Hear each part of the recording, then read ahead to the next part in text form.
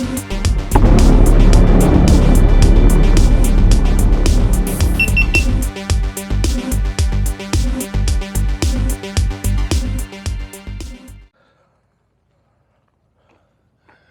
everybody, welcome back. It's Joey and Maria again. You're watching VegasDtech Reviews. Hi everyone, welcome back. Okay guys, so we're back over here at the Lake Mead again today.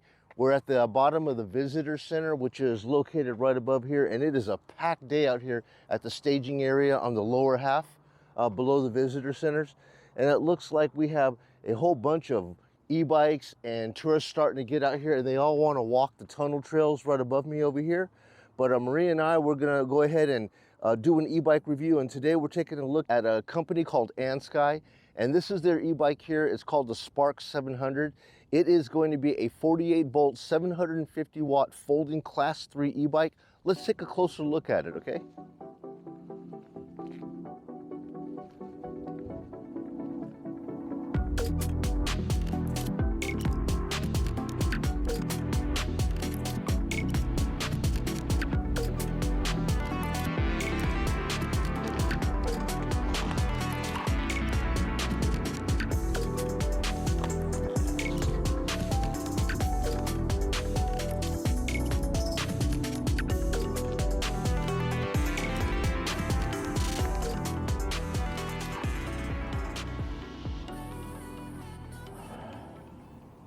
Alrighty guys, so we're gonna go ahead and get this thing started. We're gonna ride on down towards the marina. I'm gonna give you a full features and specs on what this e-bike has, and then we're gonna go ahead and ride it all around the shoreline, taking the trails, and see what the performance is like on the Spark 700. So let's get to it. All right guys, so we are on the Andsky Spark 700. Happy to do a review on this bike. I did not get an opportunity to treat these tires. I normally treat them with some sort of a sealant before I come out here, just because of the potential of these thorns. And it's amazing that these tires are such big tires and they're rated to be used off-road on these trails, but I don't trust it. Something as simple as a thorn could flatten it, even with these all-terrain tires. It's a terrible thing. So I did bring my inflator just in case. So I'm gonna try to avoid going out here onto these rugged trails, but we're going to keep it on this type of stuff right here and ride this all along Lake Mead. Looking at about 70 degrees here in spring. Yeah, so the Spark 700, man, what a comfortable ride. You're going to be surprised when I break down the specs on this bike, and I consider this in the budget e-bike range, guys. I love doing reviews on folding bikes, and especially the budget e-bikes, because I love to try to get us the maximum amount of features and benefits and performance from a, affordable price package. So anyways, we're about to enter the toll area of Lake Mead. If you're coming in via a car, you're gonna show these guys over here your pass to get in. However, I spoke to the park ranger. He told me, or she told me, that as long as I'm down here on the pass, she's definitely not going to chase me. So yeah, this is where you would go to pay your toll. But we're going to stay down here in the path and just ride on down towards the marina. First thing I got to say about this bike here is that it's got a lot of power. Must be in the controller, but 750 watt motor. They're not all created equal, guys. But I've had 750 watt e-bikes that really don't feel like they're more than 500, but this 750 feels like a 1000. I've got it in power assist level 3, and guys, for taking in the sights out here like this, you don't really need a lot of speed, but the Spark 700 here can take me up to 28 miles an hour. And as far as a folding style e-bike, I'm not cramped on this one like I was on the Portola that I just reviewed. This one, my handlebars are actually out further. You could see here how the handlebars kind of got that little U pattern, which means that if I wanted to adjust it and fold it forward, I can get a little bit more arm length, but you can just see how my arms are stretched out. I've got the full extension on my arms, and my legs have the full pedal extension, so very comfortable ride.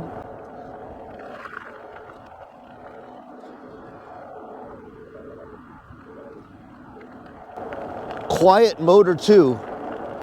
no noise. I mean, the only noise that I'm actually getting right now is just the wind blowing by my ears. So I guess even if there was motor noise, I couldn't hear it. Very quiet. Brakes, quiet, no squeal, no dragging on the brakes.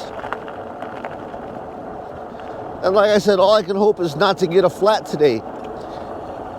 Even though these got some chunky 20 by 4 inch CST BFT tires with the knobby tread, this should be good for, you know, road here. But like I said, I've gotten flats before on just thorns. I'm hoping to avoid that today.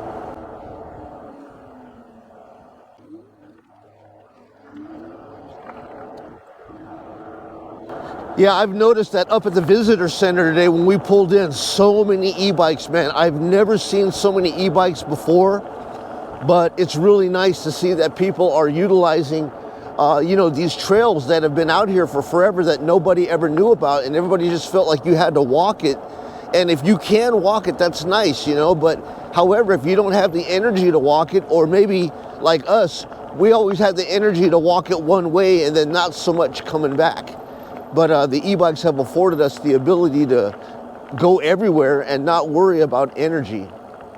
So anyways, we're gonna pull in over here. This is the Fish Wash Center, and we're gonna review the Andsky Spark 700 here to show you the features and benefits of this bike.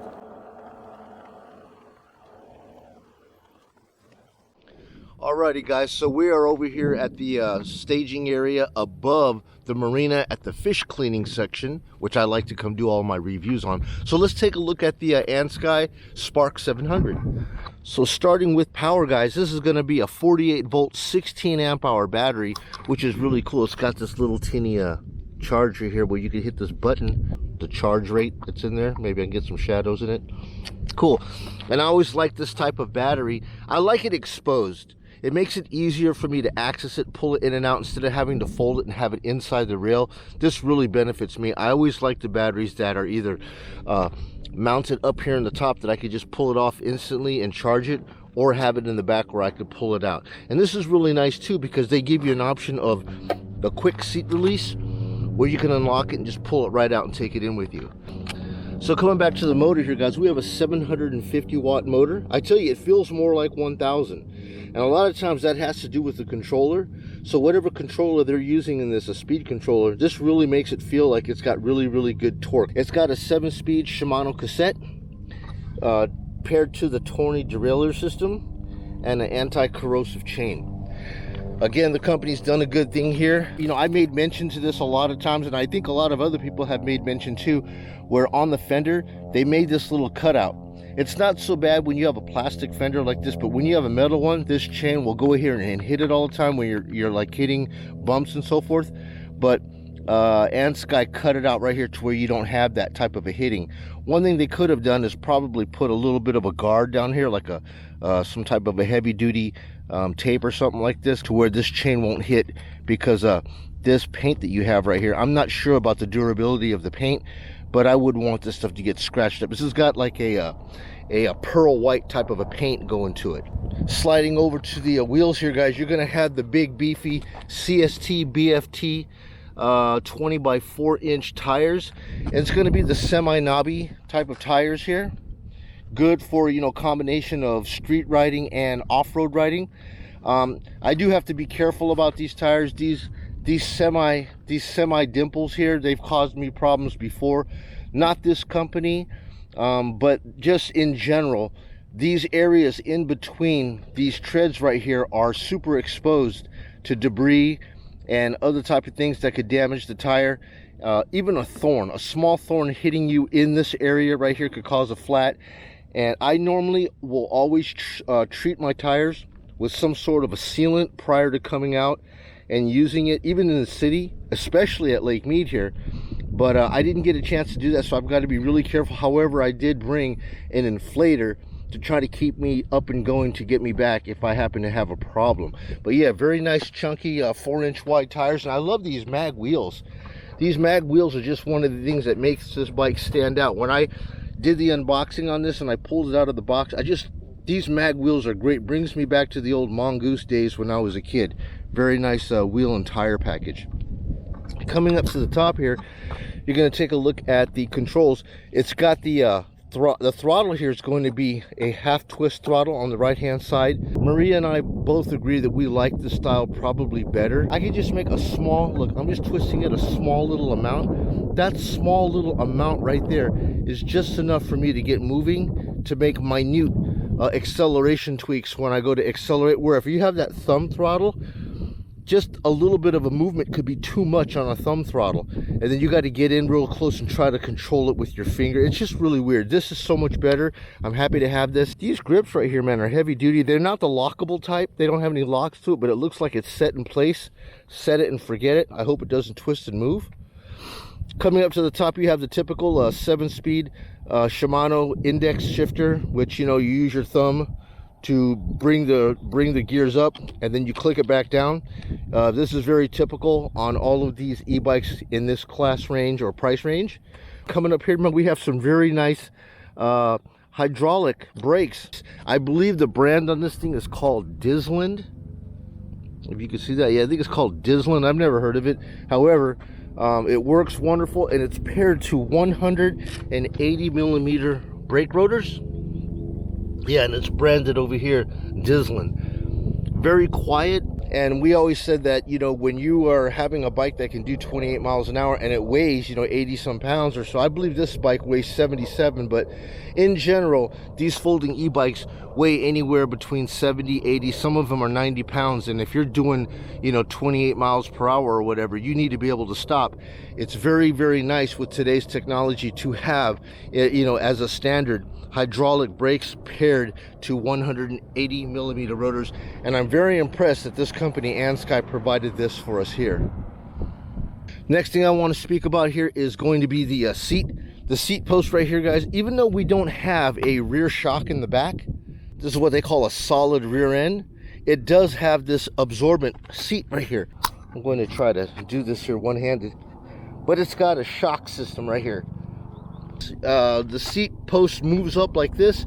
You'll be able to unlock the battery by just removing the key and then lifting the battery outside of the bike and then sliding it back down for easy transport or easy charging within your house. Now if we come over to the front, guys, the Andsky has a dual crown type of a fork. You're going to have your preload. I'm not too sure how preload works. It has something to do with your weight. When you get on the bike, you start to compress the spring, and I believe that you can tighten that up here so that the bike is automatically set for that level and that weight. And then on this side right here, you're going to have your dampening. This type of dampening here doesn't have gradual, you know, detents in there.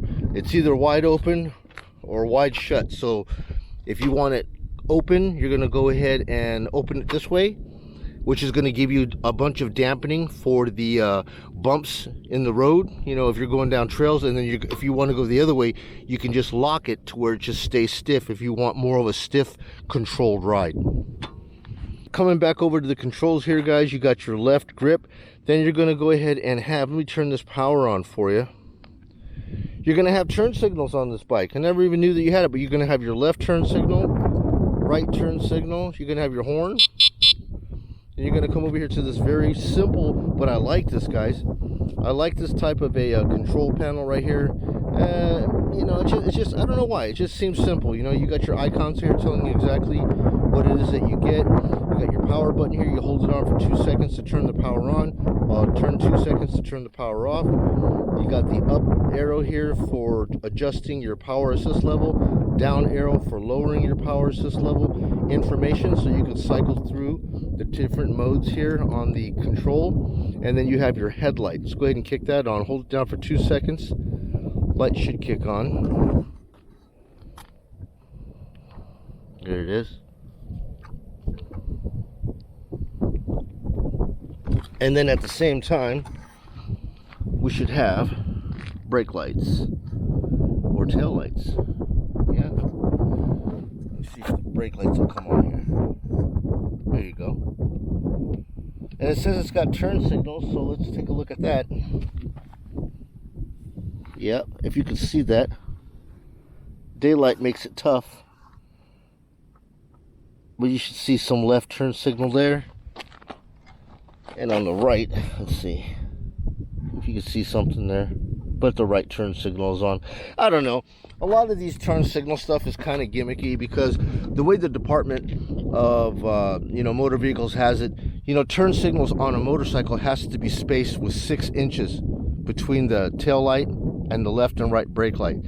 That is to indicate to the cars behind you, based on the center brake light, if you're turning left and you're turning right. However, if you have it all integrated like that, it's very difficult for a car to even see what's going on, because this thing is blinking right in the red area, and if they're behind you by 5 feet, they can't even see that. So that's more of a gimmick. However, some people like it.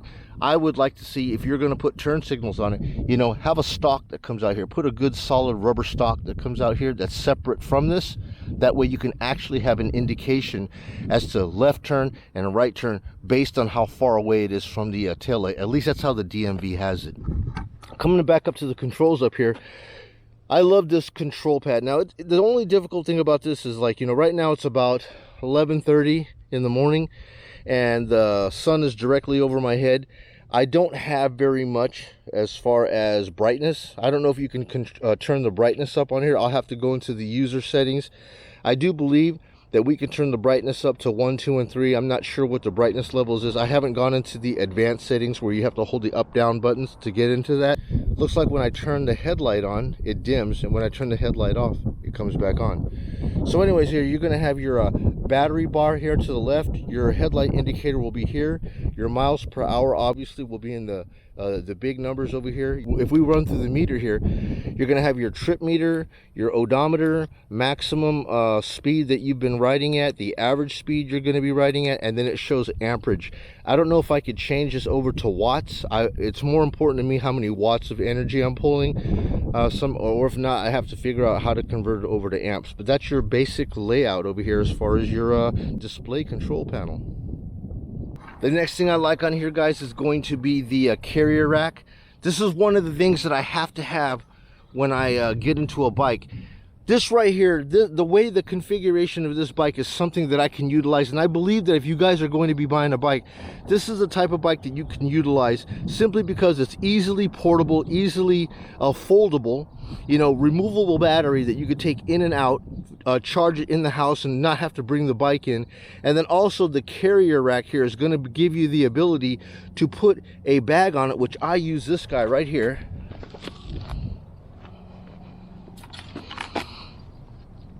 Which is perfect. Maria's got one on hers. I put it on mine. That way I don't have to carry a backpack.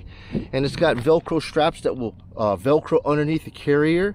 And put all your cameras inside here. Put your lunch inside here. Your water bottle will go into the back. And it's just nice, man. So this little carrier back here, I always try to find a bike that has this. And this one here looks like it says maximum is 25 kilograms. I have no idea how many pounds that is. But I don't plan to overload this bike in any way with any kind of a human passenger.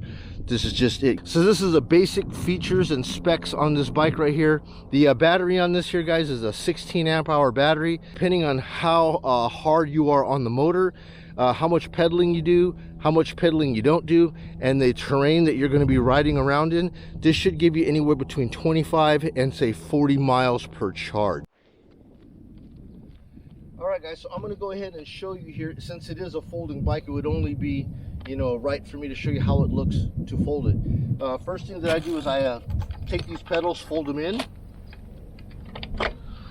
And then the next move that we're going to do here is we're going to break the handlebar down. Slide this down like this. Then we're going to go ahead and unlatch the frame right here with a little safety latch, and then pull this apart.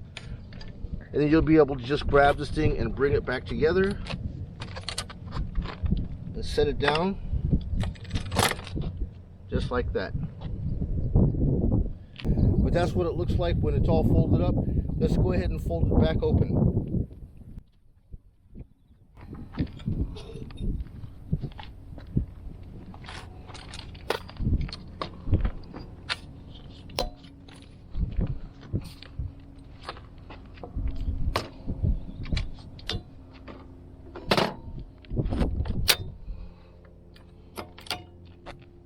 And just like that, guys, the bike is ready to ride. So guys, I didn't have any choice here but to do a voiceover for you. Somehow the mic adapter got detached and it was recording off of the camera with all the wind buffeting, and there was so much wind out there you wouldn't be able to hear what I was saying, but I wanted to demonstrate here the step-through design. Normally when I first got bikes like this, I didn't like the step-through design because I thought it was like made for a girl. But actually, this is a style right now that's a universal style that I see so many people would rather have, because it just makes the ease of stepping on and off the bike just so much nicer. And I'm just showing you here how, me at 6 foot tall am able to fit on this bike and get full extension of my legs to where your knees aren't going too high, and that I can extend my legs almost all the way out to get that full power push. And, overall, guys, when I take a look at this package, what do I think? When you consider what you're getting, features and the power of the bike, the comfort of the bike, and just the way it rides, I would give this bike, out of 10 stars, I'd give it like a 9.75. I mean, without actually taking it out and riding it for a full day, just by what I see on here, and what I'm getting, yes, I think it's worth the price for a budget bike. It is selling for $1,099, so under $1,100. I've tried a lot of different bikes in the $1,000 to $1,100 range. A lot of them have something wrong with it that I just didn't like completely. This one was hard for me to say something bad about. All right, guys, so let's go ahead and head on down towards the marina down here. Let's take a look and see what the water is like.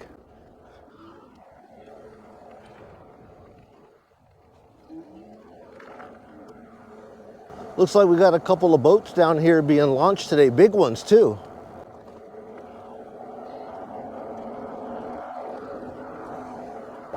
See, I'm riding this bike on this corrugated ramp right here, and I'm hitting these bumps, and I've got the dampening open right now, so the front is actually absorbing the shocks quite well. Man, I'm very comfortable on this bike. I like this bike a lot.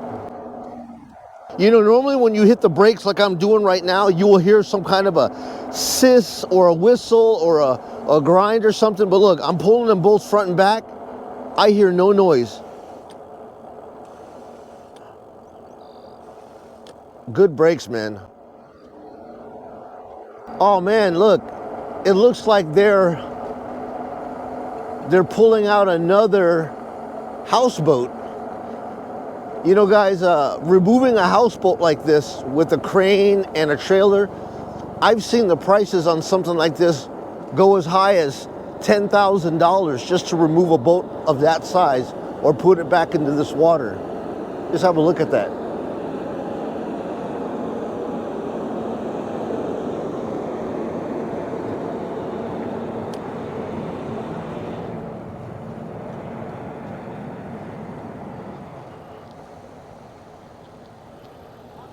Hello. Very nice people out here, guys. How could you not want, if you have a lake or something like this by your house, how could you guys not want to just come out on e-bikes and enjoy a beautiful, wonderful day like this?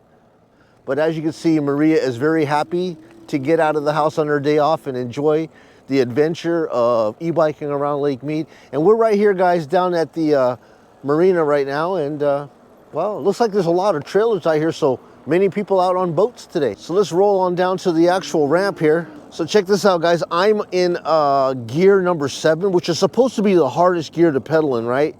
And if you didn't have any power assist, it would be impossible for you to start your bike in this speed in number 7. But look, just barely pushing down on the pedal, the motor kicks in and you're going, and you're automatically in the right gear. So with a motorized bike, you don't have to worry so hard about using your gear here. Just the initial turning of the pedal, then the motor will kick in and you'll automatically be rocketed into the correct gear.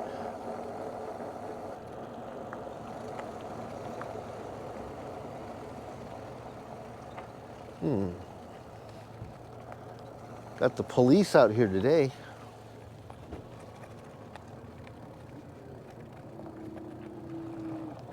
I wonder if there's an event going on.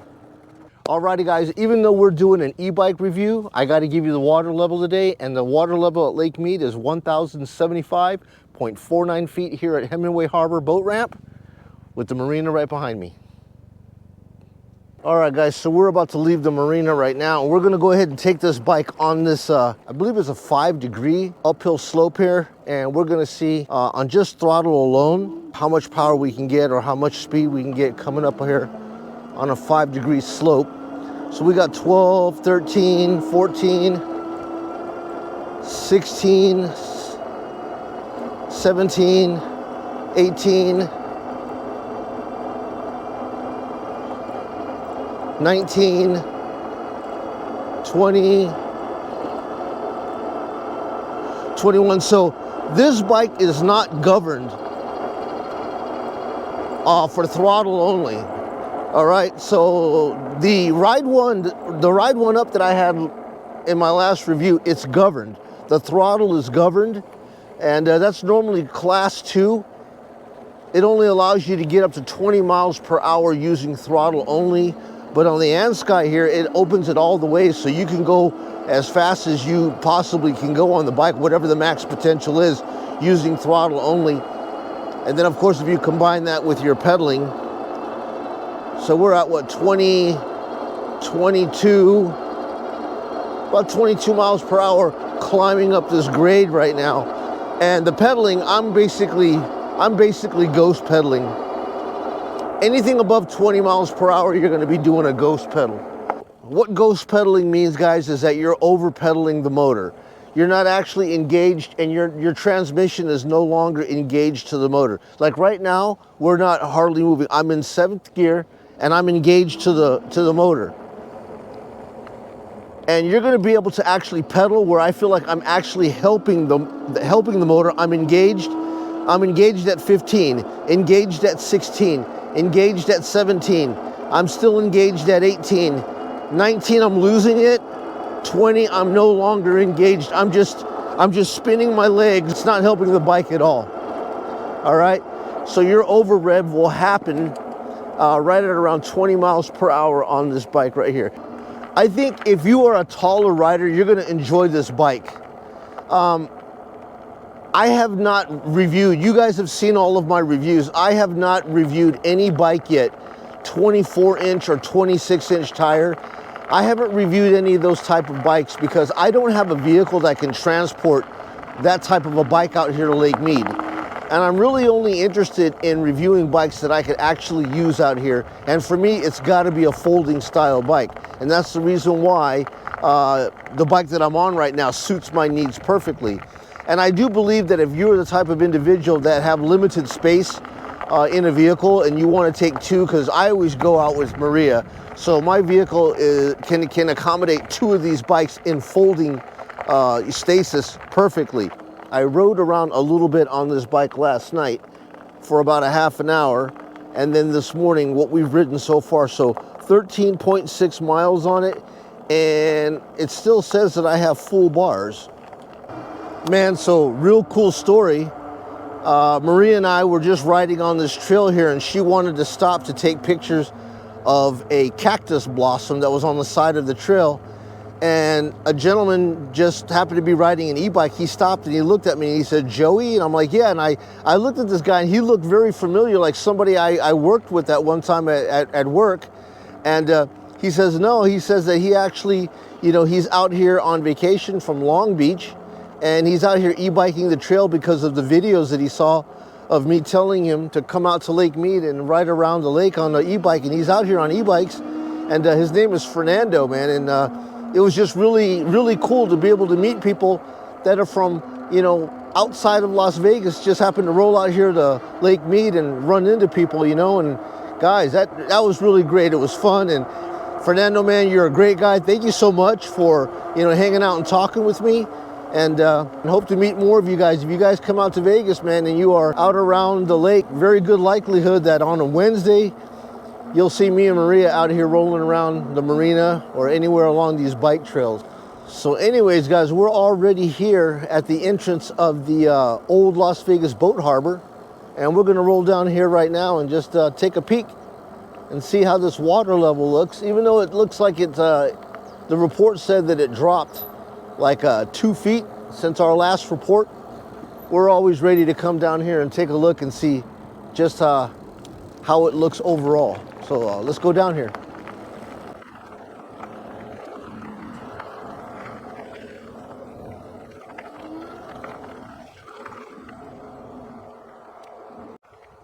So here we are, guys, back out at the old Las Vegas boat harbor. And man, look, the last week that we came out here, we only saw like 1 or 2 cars. Look at this.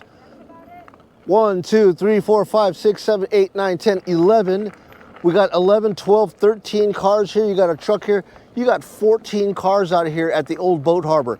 And I was telling you guys, man, as this water situation gets better here, you're gonna see more people wanna come out to this area because this is such a cool, fresh little area. It's kind of like private, but as you guys can see right here, people are returning to this area right now to come kayak and fish, and they even put buoys out here, and those buoys are gonna denote, generally I think it's the depth.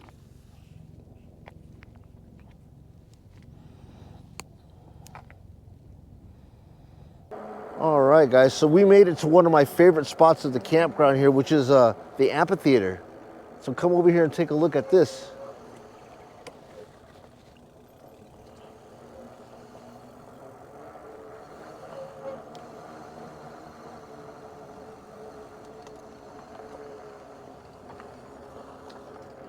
And I think Maria and I are gonna come over to the amphitheater today to have our lunch. See the fire pits around here? I haven't had a chance, but this summer I think I'm gonna come out here and do a little bit of fire pit action when we come back camping.